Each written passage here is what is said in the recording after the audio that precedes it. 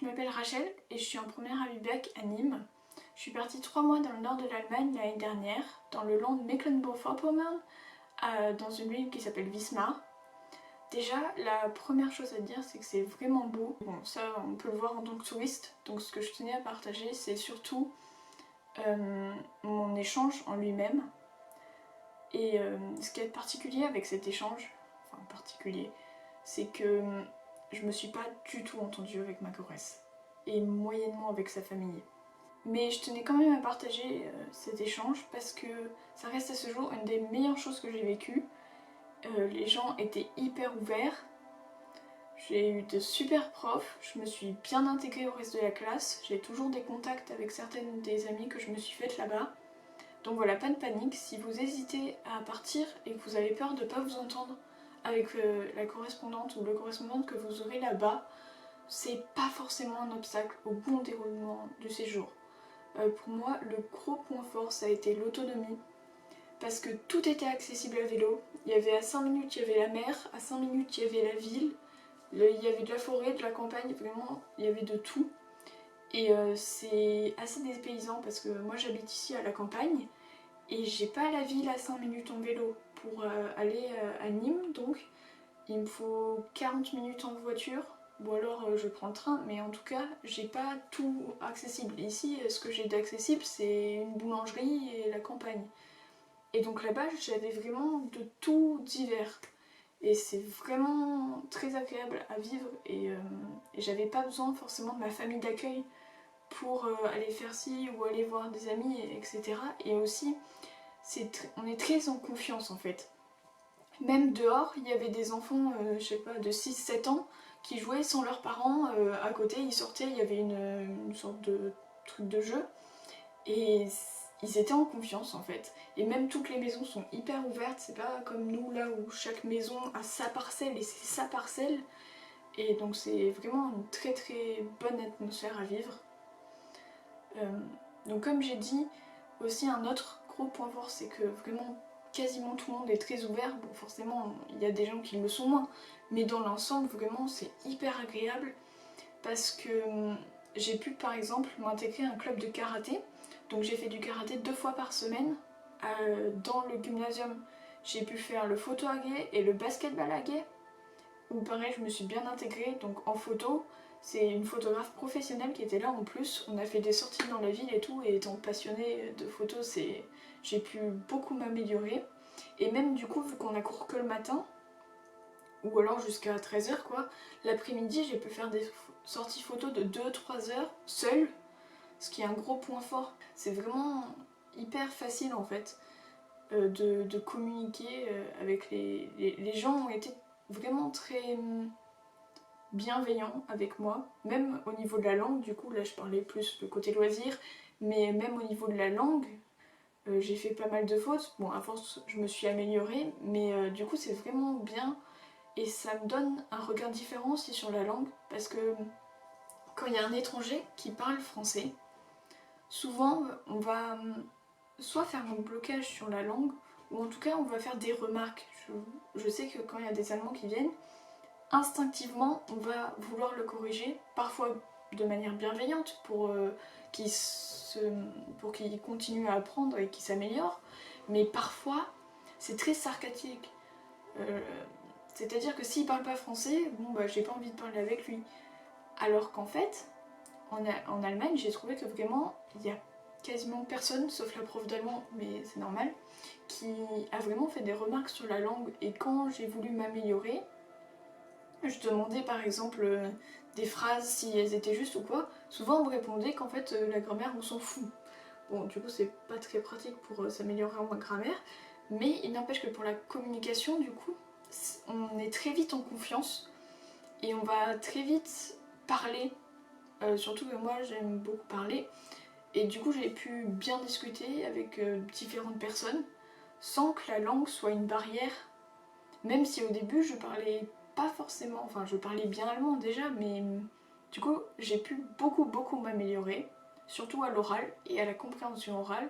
Maintenant qu'il y a des étrangers qui viennent parler français, et ben je vais toujours je vais être beaucoup plus bienveillante que ce que j'aurais pu être avant. Vraiment, je vais pas leur faire de remarques ou seulement s'il y a des grosses fautes, mais je vais vraiment être à l'écoute et essayer de les aider à faire leurs phrases plutôt qu'avant. Ce que j'avais aussi, c'est que si c'était un allemand par exemple, j'allais instinctivement parler allemand.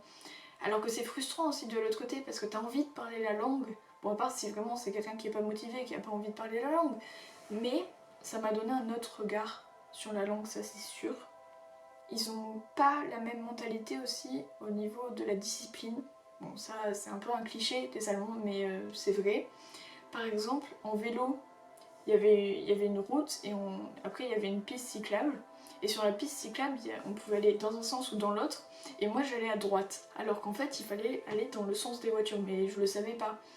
Et je me suis fait engueuler par quelqu'un que je connaissais pas. Bon après quand je lui ai dit que j'étais française et tout, ça allait. Mais en parlant des pistes cyclables aussi, jamais être à pied sur une piste cyclable. En plus, il n'y a pas le petit dessin d'un vélo comme en France. C'est juste, souvent, c'est le pavé qui est différent.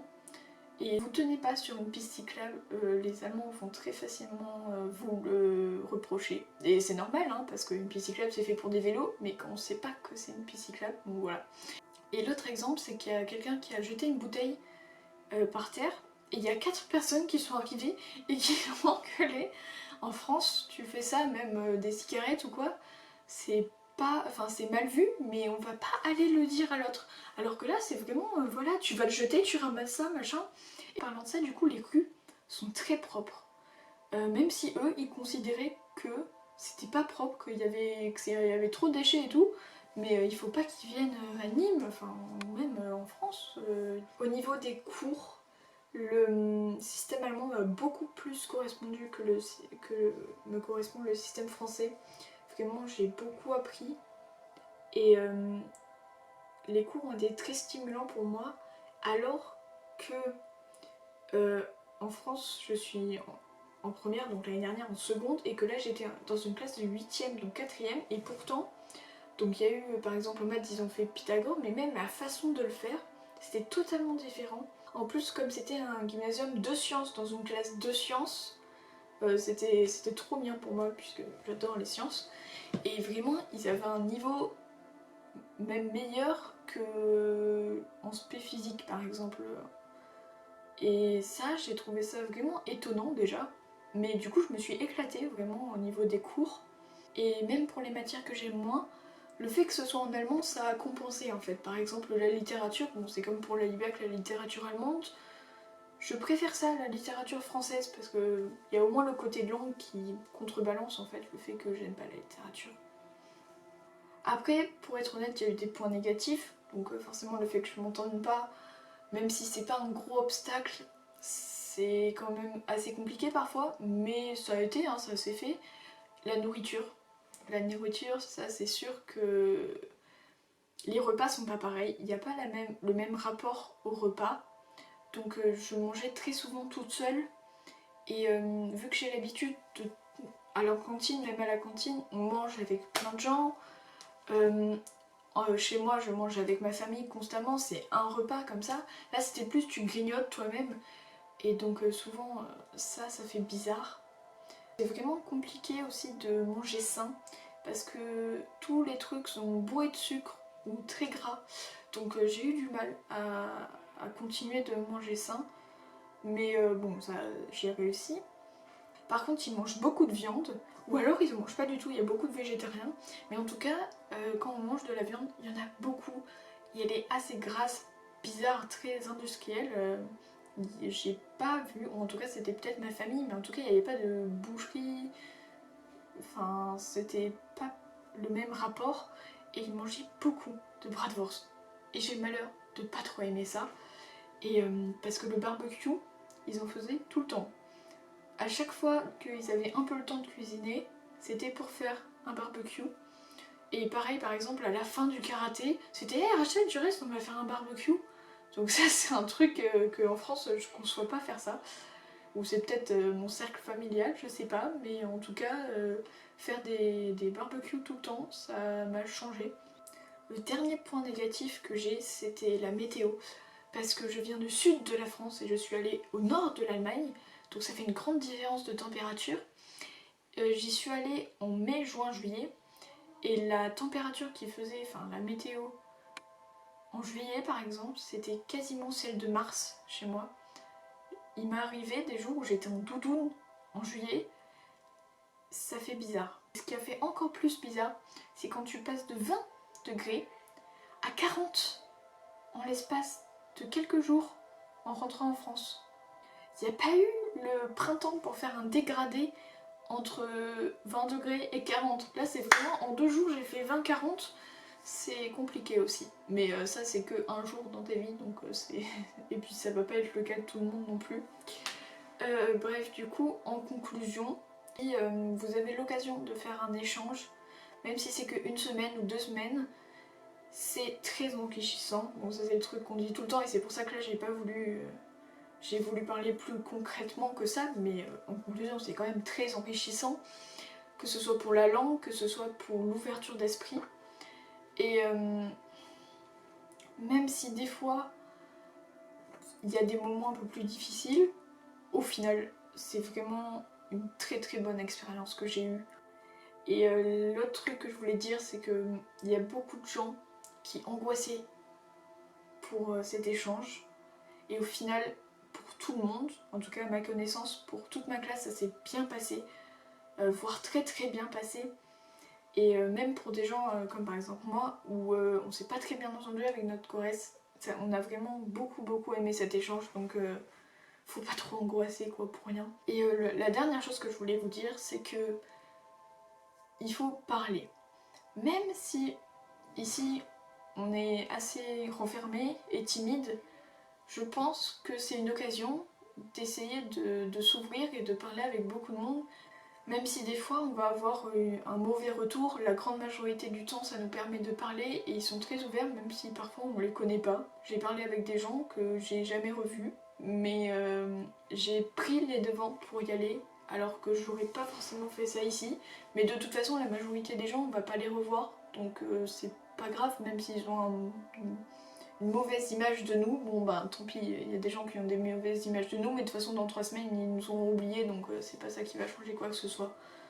Et donc par contre ça va beaucoup apporter sur la langue, on va voir différents accents et différentes voix par exemple. Différents hommes vont pas avoir la même voix, et pareil en parlant à des femmes ou des filles ou des garçons,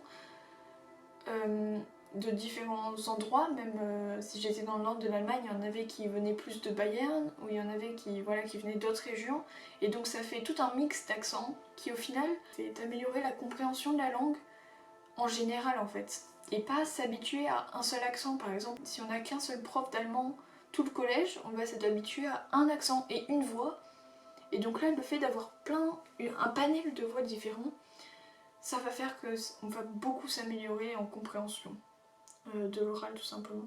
Et donc nous-mêmes en parlant. Donc voilà, ça c'est le dernier truc que je voulais dire. Si vous avez l'occasion de partir, prenez-la très franchement et n'angoissez pas trop pour rien.